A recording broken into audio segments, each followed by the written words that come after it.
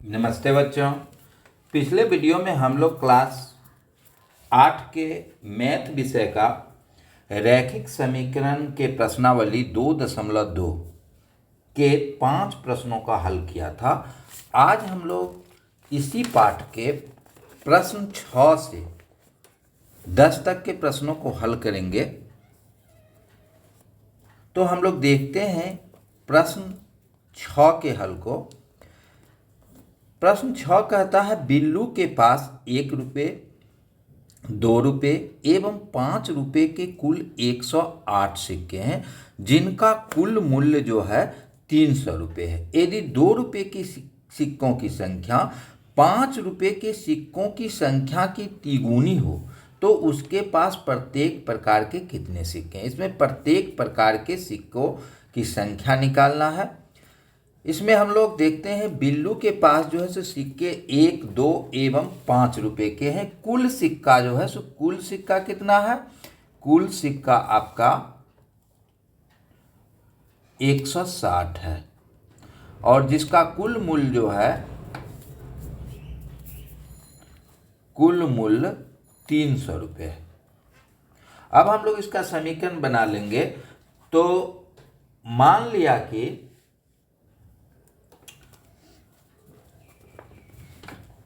इसमें कहता है कि 2 रुपये की सिक्कों की संख्या 5 रुपये की सिक्कों की संख्या की तिगुनी है। तो हम लोग मान लेंगे कि 5 रुपये की सिक्कों की संख्या x है। मान लिया कि 5 रुपये की सिक्कों की संख्या क्या है? x है। 5 रुपये की सिक्कों की संख्या x हो गया। अब जो है 2 रुपये की सिक्कों की संख्या, 2 रुपये की सिक्कों, तो 2 रुपये की सिक्का कहता है कि 5 रुपये की सिक्कों की संख्या की तिगुनी है। तो 2 रुपये की सिक्का कितना हो जाएगा? तिगुनी है, 5 को माने हैं x, तो 2 रुपये की सिक्का हो जाएगा 3x। कितना हो जाएगा? 3x। तो 1 रुपये की सिक्का कितना हो जाएगा? टोटल सिक्का हमको 160 है। 5 रुपये की सिक्का x है, 2 रुपये की सिक्का कितना है? 3x है। तो 160 में से इस दोनों को जोड़ के घटा देंगे, यानी कि 160 घटे x प्लस 3x, यानी कि 160 में से कितना घट जाएगा? 4x घट जाएगा। तो 1 रुपये की सिक्कों की संख्या आ जाएगी। अब कुल मूल्य भी मालूम है, कितना है कुल मूल्य? 300 रुपये है। तो अब हम लोग समीकरण बना लेते हैं। प्रश्नानुसार 1 गुने 160 माइनस 4x जोड़ 2 गुने 3x जोड़ 5x, यानी कि इसका 2 रुपये की सिक्का 2 से गुना कर दिए और 5 रुपये के सिक्का के मूल्य को 5 से गुना कर दिए। तो ये हो गया बराबर टोटल मूल्य कितना है? 300 रुपया। अब ये हमारा समीकरण बैठ गया। अब इस समीकरण को हल करेंगे तो सिक्कों की संख्या निकल जाएगा। 1 को 160 से गुना करेंगे तो 160 माइनस 4x जोड़ 3 दूने 6x जोड़ 5x बराबर कितना? 300। या अब जो है सो हम इसको जोड़ देंगे। 6x जोड़ 5x 11x, 11x में से 4x को घटा देंगे तो कितना हो जाएगा? 160 माइनस 11 में से 4 घटा दिए तो 7x बराबर 300। अब 160 को उस साइड ले जाएंगे तो 300 घटे 160 7x। अब 300 में से 160 घट जाएगा तो 140 हो जाएगा। 7x बराबर 140, इसलिए x बराबर हो जाएगा 140/7। 7 दूनी 14 यानी कि 20 बार में कट जाएगा ये। अब x का मान निकल गया कितना 20। x माने थे हम लोग 5 रुपये की सिक्कों की संख्या को, तो 5 रुपये की सिक्कों की संख्या हो गया 5 रुपये की सिक्कों की संख्या कितना हो गया 20। अब 2 रुपये के सिक्के 2 रुपये के सिक्के तो 3x है, तो 3 को गुना कर देंगे 20 से, तो कितना हो जाएगा 60। 5 रुपये की सिक्कों की संख्या हो गया 20, 2 रुपये की सिक्कों की संख्या हो गया 60। अब 5 रुपये की सिक्कों की संख्या टोटल 160 है। 160 में से 80 को यानी कि 20 और 60 को जोड़ के घटा देंगे तो 1 रुपये की सिक्कों की संख्या निकल जाएगा 160 घटे 80 बराबर 80। यानी कि आपका 5 रुपये की सिक्कों की संख्या 20, 2 रुपये की सिक्कों की संख्या 60 और 1 रुपये की सिक्कों की संख्या 80 हो गया। तो ये सवाल हल हो गया। अगला क्वेश्चन आपका है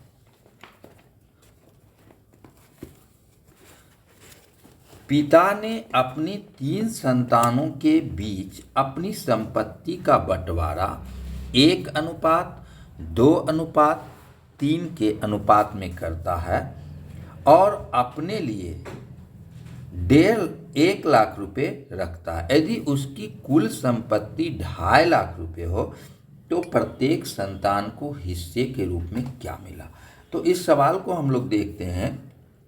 तो कुल संपत्ति है 2.5 लाख, उसमें से 1 लाख रुपया वह अपने पास रखता है, यानी कि इसमें कुल संपत्ति हो जाएगा 7वां सवाल, कुल संपत्ति हो जाएगा कितना 2.5 लाख। अपने पास पिता रखा 1 लाख, तो बचा हुआ कितना है, बच कितना गया, बचा हुआ संपत्ति हो गया, इसमें से घटा देंगे 2.5 लाख में से 1 लाख को, तो बच गया कितना 1.5 लाख।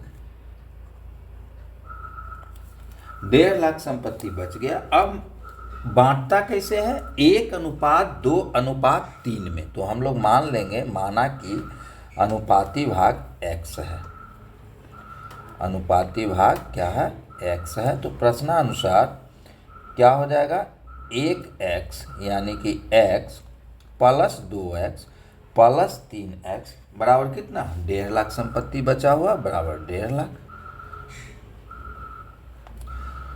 या इसको जोड़ देंगे 3 2 5 1 6x बराबर 1.5 लाख।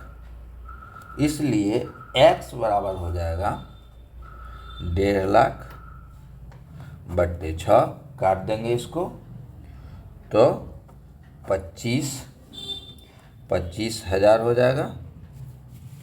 अब x को हम लोग माने हैं, तो x का मान निकल गया 25,000। अब मान रख देंगे 2x, तो 2 गुने 25,000, तो ये हो जाएगा कितना 50,000 और 3x, तो 3 गुने 25,000 बराबर 75,000। तो एक x का मान निकला 25,000, यानी कि एक भाई को मिलेगा 25,000, दूसरे को 50,000 और तीसरे को 75,000। तो इसको जोड़ेंगे तो 1.5 लाख रुपए हो जाएगा। तो ये आपका हो गया 7वां सवाल। 8वां सवाल कहता है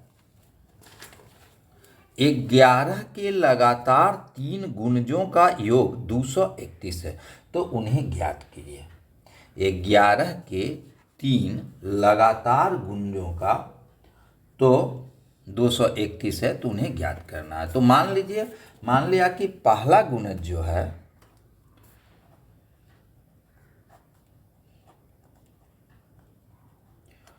पहला गुणज क्या है, पहला गुणज x है, तो दूसरा कितना जुट जाएगा 11 जुट जाएगा, तो दूसरा हो जाएगा दूसरा गुणज क्या हो जाएगा, x जोड़ 11। तीसरा क्या हो जाएगा, तीसरा फिर x जोड़ 22 हो जाएगा, यानी कि 11 और जुट जाएगा, x जोड़ 22। अब कहता है इस तीनों का योग, यानी कि x, ये दूसरा गुणज और तीसरा गुणज का योग जो है कितना है, 231 है। तो प्रश्नानुसार x जोड़ x प्लस 11 जोड़ x प्लस 22 बराबर कितना, 231। अब x और x को जोड़ देंगे तो 3x जोड़ 22 में 11 जोड़ेंगे 33 बराबर 231, या 3x बराबर 231 माइनस 33, यानी कि 231 में से 33 को घटा देंगे तो 3x बराबर हो जाएगा 198। इसलिए x बराबर हो जाएगा 198/3। अब इसको काट देंगे, छत्रिक 18, एक छत्रिक 18, यानी कि 66 बार में ये कट जाएगा। तो x पहला गुणज को माने, पहला गुणज 66 हो जाएगा। अब दूसरा गुणज जो होगा 66 में जोड़ देंगे कितना, 11। तो 66 में 11 जोड़ेंगे तो 66 10 76 177 हो जाएगा। और तीसरा हो जाएगा 66 जोड़ 22 बराबर 88, यानी कि पहला गुणज 66, दूसरा 77 और तीसरा 88। पहला 66, दूसरा 77 और तीसरा 88। ये आपका 8वां सवाल हो गया। अब हम लोग देखते हैं 9वां सवाल को। 9वां कहता है कि संकुल संसाधन केंद्र मध्य विद्यालय फरना में आयोजित बाल मेले में प्रत्येक विजेता छात्र को 2 कलम, यानी कि जो जीतता है उसको 2 कलम मिलता है, विजेता को छोड़कर शेष सभी प्रतिभागियों को 1 कलम, यानी कि जो जीता उसको 2 कलम और जो भाग लिया प्रतियोगिता में उसको 1 कलम दिया गया। यदि 100 छात्रों के बीच 120 कलम दिए गए तो विजेताओं की संख्या निकालें। यानी कि इस सवाल में हम लोग जान रहे हैं कि कुल छात्रों की संख्या कितना है, कुल छात्रों की संख्या 100 है। कुल छात्र कितना है आपका, कुल छात्र है कहता है 100। कलम वितरित कितना हुआ, कलम वितरित हो गया 120, कलम दिया गया कितना, 120। अब हम लोग मान लेंगे कि विजेता छात्र को x, मान लिया कि विजेता छात्र कितने हैं, मान लिया कि विजेता छात्र x है, x है, तो शेष कितना बच जाएगा, टोटल है कितना 100, तो शेष छात्र हो जाएगा 100 में से घटा देंगे विजेता छात्र को तो आपको शेष छात्र बच जाएगा। अब कह रहा है कि विजेता छात्र को 2 कलम मिलता है, तो प्रश्नानुसार विजेता छात्र x है, उसको 1 को 2 कलम मिलता है तो गुना कर देंगे 2x हो गया। और जो अन्य प्रतिभागी हैं, अन्य प्रतिभागी ये हो गया, इसको 1 कलम मिलता है, इसको कितना से गुना कर देंगे, 1 से गुना कर देंगे तो 100 माइनस x, और तब ये दोनों मिला के कितना हो जाएगा, टोटल दिया हुआ है 120। अब ये समीकरण बैठ गया, यानी कि विजेता छात्र x था, एगो को 2 ठो मिलता है तो 2 से गुना कर दिए। अन्य प्रतिभागी 100 माइनस x है, इसको 1 कलम मिलता है, 1 से गुना कर दिए तो कलमों की कुल संख्या 120 हो गई। अब हम लोग इस समीकरण को हल कर लेंगे, सवाल आपका उत्तर आ जाएगा 2x जोड़ 100 माइनस x बराबर 120। अब ये x माइनस में है, ये प्लस में है, इसमें से प्लस में से माइनस को घटा देंगे तो x जोड़ 100 बराबर 120 इसलिए x बराबर 120 माइनस 100 बराबर 20। चूँकि हम लोग माने हैं किसको, विजेता छात्र को x माने हैं और x का मान निकल गया कितना 20, और यही पूछ रहा है विजेता छात्रों की संख्या कितनी है, तो विजेता छात्र की संख्या 20 हो जाएगी, यानी कि यही हमारा 20 आंसर हो जाएगा। ठीक है। अब अगला क्वेश्चन है 10वां। रवि के पिता की वर्तमान उम्र रवि के वर्तमान उम्र के तिगुने से 5 वर्ष अधिक है। रवि के पिता की वर्तमान उम्र रवि के वर्तमान उम्र के तिगुने से 5 अधिक है। तो इसमें हम लोग रवि के उम्र को मान लेंगे तो समीकरण बन जाएगा। 5 वर्ष बाद उनकी उम्रों का योग 47 वर्ष है, तो दोनों की वर्तमान उम्र ज्ञात कीजिए। वर्तमान उम्र निकालना है तो रवि के पिता की वर्तमान उम्र रवि के वर्तमान उम्र के तिगुने से 5 अधिक है। तो मान लिया कि रवि का उम्र जो है कितना है, रवि का उम्र हो गया कितना x वर्ष।